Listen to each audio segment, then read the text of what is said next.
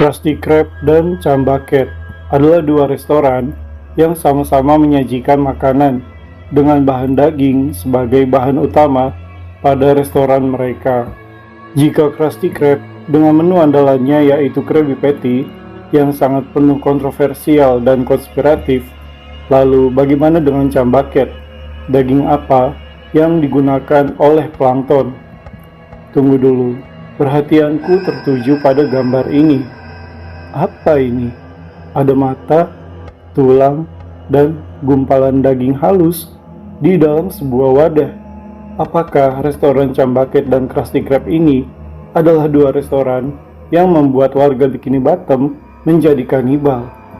Yang makan sesamanya, tentu yang makan di sana dibuat tidak sadar telah memakan bangsa mereka sendiri, alias kanibal. Apakah kalian memiliki rasa penasaran yang sama dengan gua terhadap Chum Bucket dan Krusty Krab?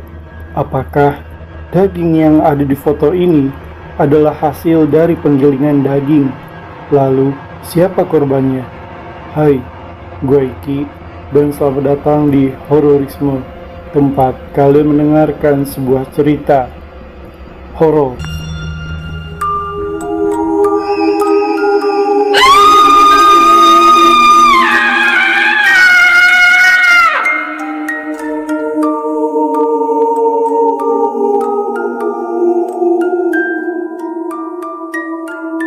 Hororisme. The Creepy in the Darkness.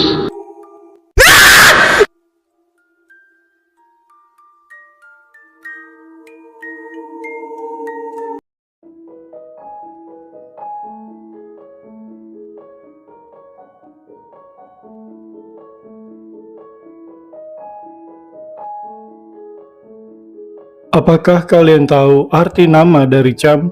Ternyata secara etimologi, dalam dunia perikanan dan kelautan, Chum adalah potongan daging ikan, tulang, dan darah, termasuk jeroan yang dicacah halus. Makanya kita bisa melihat pada gambar ini, ada mata, usus, dan daging giling yang halus pada sebuah wadah. Selain itu, Chum juga digunakan sebagai umpan pancing untuk menarik predator besar ke permukaan. Dalam konteks industri, Chum mempresentasikan hasil sisa pengolahan limbah yang tidak digunakan dalam produksi komersial utama, sehingga didaur ulang kembali untuk menjadi umpan. Desain restoran pada Chum Bucket juga memiliki makna yang penuh kontroversial. Dari debat fans teori, restoran Chum Bucket menunjukkan makna seperti kekuasaan dan intimidatif. Lambang bentuk bucket alias ember melambangkan wadah penampung limbah atau sampah yang biasanya digunakan sebagai tempat sampah sementara sebelum diproses untuk dibuang. Nama Chum Bucket secara harfiah berarti ember penampung limbah. Jika diartikan lebih spesifik lagi, limbah yang dimaksud di sini adalah seperti limbah daging atau ada sisa umpan dari sisa tubuh. Lalu pertanyaannya, tubuh siapa yang menjadi korban yang akan dimakan dagingnya oleh warga Bikini Bottom?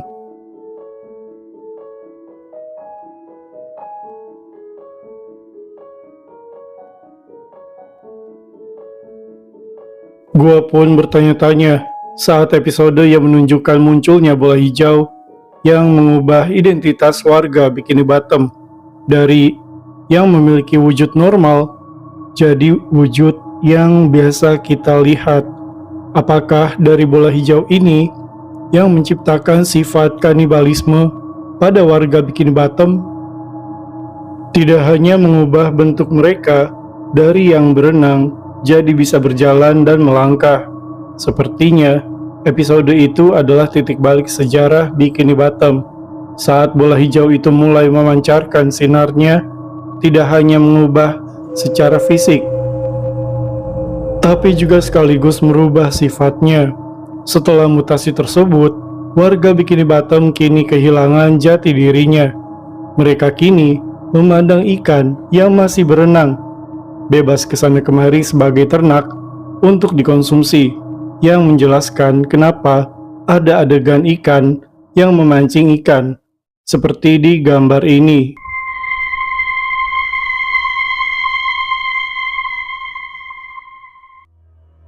Perubahan fisik dari ikan yang berenang ke sana kemari menjadi bisa berjalan dan melangkah tentu bukanlah sebuah keajaiban, tapi mereka seperti dipaksa oleh sebuah sistem.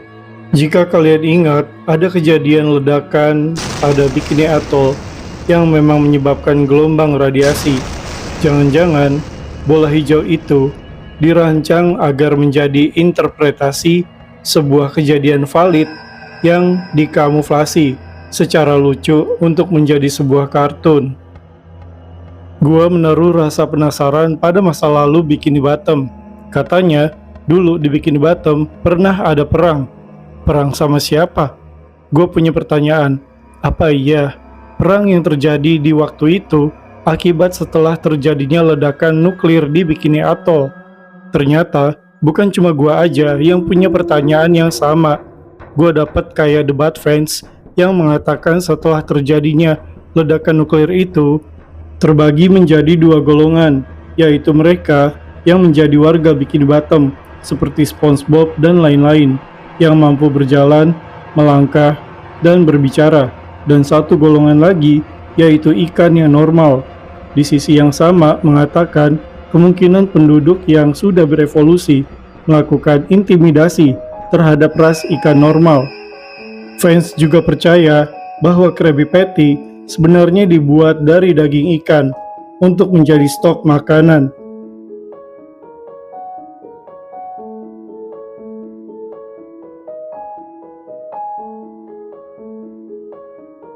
Jika di sebuah tempat mengalami musibah, maka respon pertama yang dilakukan oleh makhluk di sekitarnya, insting alaminya yang akan menyalah pertama kali, sudah pasti untuk bertahan hidup. Lingkungan yang tidak layak huni lagi. Radiasi dari ledakan Bikini Atoll telah menghancurkan ekosistem alami. Ikan yang bermutasi menjadi warga tidak lagi mempunyai habitat asli untuk kembali, sehingga mereka terjebak dalam zona karantina yang kita kenal sebagai kota Bikini Bottom. Kanibalisme sebagai satu-satunya jalan keluar karena ekosistem di sekitar ledakan sudah mati total.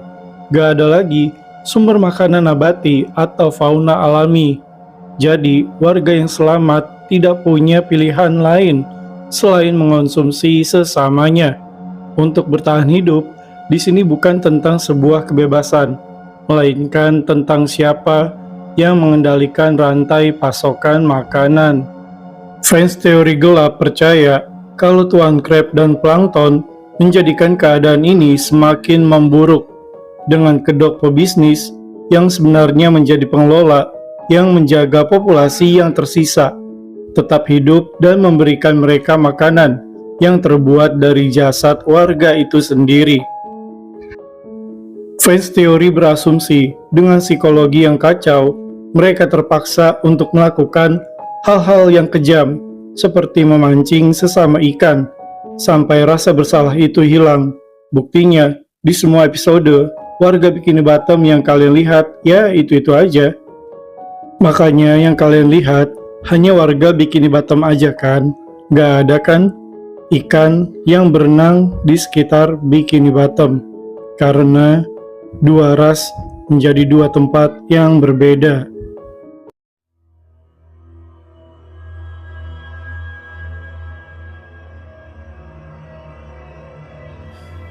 Kalau kita bicara soal Krabby Patty yang penuh kontroversi dan konspiratif, udah nggak heran kan? Ternyata Cham Bucket juga penuh tanda tanya. Kita nggak pernah melihat bagaimana Cham diolah, apakah digoreng atau bagaimana. Kelihatannya hanya dicetak dan diberi tangkai dengan kesan bisa langsung dimakan. Kalau gua yang ditawarin Cham oleh Plankton, kayaknya gue akan mikir 5 kali deh. Ingat deh, beberapa episode yang menampilkan pelanggan yang makan Cham itu pada muntah semua. Mari kita bicara soal insting. Jadi begini teman-teman, Tubuh warga Bikini Bottom sebenarnya masih memiliki insting untuk menolak makanan tersebut karena mereka tahu bahwa yang mereka makan adalah bangkai atau limbah dari sebuah jasad sesama mereka.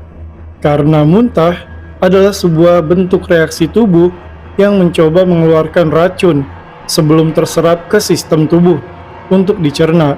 Fans teori percaya kalau di setiap adegan pelanggan memuntahkan produk plankton ini adalah dokumentasi medis tentang bagaimana sebuah populasi perlahan-lahan meracuni dirinya sendiri.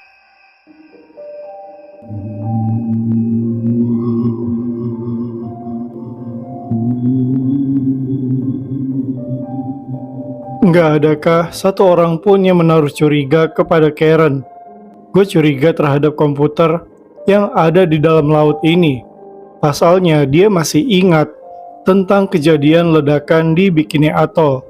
Teori fans berargumen kalau Karen ini adalah AI, server pusat peninggalan teknologi militer yang dirancang untuk mengawasi zona ledakan pada waktu itu. Mereka percaya karena Karen memiliki pengetahuan dan ingatan dalam memorinya.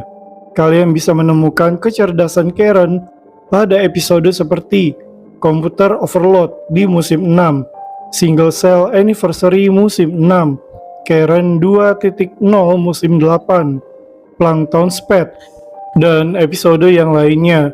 Di masing-masing episode ini, Karen mampu mengatur rencana dengan sangat taktis, memiliki kesadaran mandiri walau dirinya diganti dengan versi yang lebih canggih.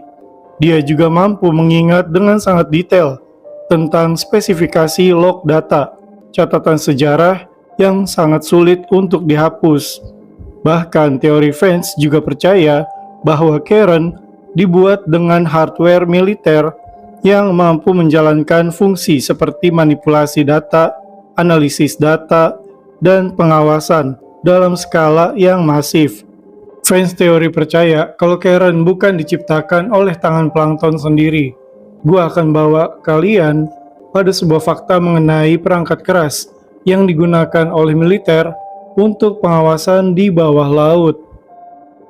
Kita ke benda pertama nih teman-teman, namanya enclosure atau yang biasa disebut dengan pressure resistant housing. Komputer militer di bawah laut tidak menggunakan casing plastik atau logam biasa. Mereka ditempatkan dalam wadah titanium atau baja tahan karat dengan kualitas tinggi yang kedap air untuk menahan tekanan air yang sangat besar pada kedalaman laut, teman-teman. Thermoelectric cooling, karena air laut adalah konduktor panas yang buruk bagi elektronik. Jika tidak dikelola dengan tepat, militer menggunakan sistem pendingin khusus yang tidak melibatkan sirkulasi air laut langsung ke dalam komponen, melainkan menggunakan heat exchanger yang membuang panas keluar melalui dinding wadah logam. Solid state drive, hard disk konvensional dengan bagian yang bergerak, akan hancur oleh tekanan air. Komputer pengawasan bawah laut menggunakan SSD yang diisi dengan resin epoksi khusus untuk memadatkan komponen, sehingga tidak ada ruang bagi air untuk masuk ke dalamnya meski wadah retak sedikit pun. Kita ke benda selanjutnya teman-teman, namanya wet mutable connectors. Untuk kabel data dan daya, militer menggunakan connectors yang berlapis emas yang bisa dipasang dan dilepas langsung di dalam air tanpa memicu korsleting. Biasanya permukaannya berlapis emas atau material yang tahan korosi untuk memastikan transmisi data dan daya tetap stabil di dalam tekanan bawah laut. Yang terakhir, bernama sumber daya isotop nuklir. Jika sebuah sistem pengawasan harus beroperasi selama puluhan tahun di dalam dasar laut tanpa harus mengganti baterainya, militer menggunakan radioisotop thermoelectric generators. Ini adalah sebuah pembangkit listrik tenaga nuklir kecil yang sangat tahan lama. Semua penjelasan tentang perangkat keras alias hardware yang tadi menjelaskan bahwa Karen tetap bisa menyala terus-menerus. Fakta bahwa Karen adalah teknologi militer yang ditempatkan di Bikini Bottom untuk memantau zona eksperimen radiasi menjadi sangat masuk akal secara teknis. Karen adalah main unit di bawah laut, dari bawah laut yang canggih.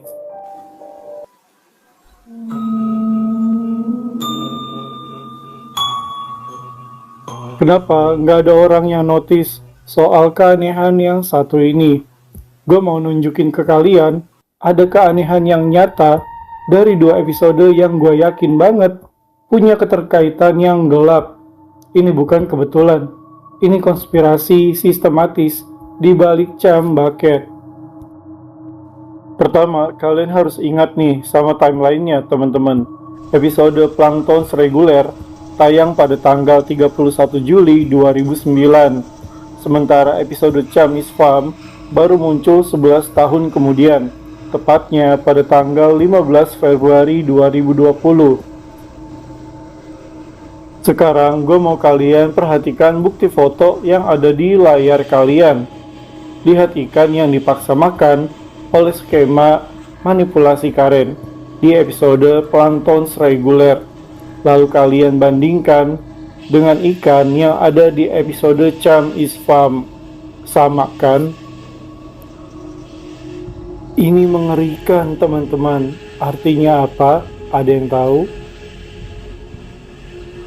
Karen tidak cuma asal masak, tapi selama 11 tahun, ikan ini telah dijadikan subjek eksperimen tetap. Kalau gue tarik benang merahnya, setelah ledakan nuklir di Bikini Atoll itu terjadi, telah menghancurkan ekosistem alami dan memaksa para penghuninya bermutasi. Penduduk yang selamat terjebak dalam zona karantina, di mana mereka tidak lagi menemukan pilihan sumber makanan alami selain mengonsumsi sesama mereka.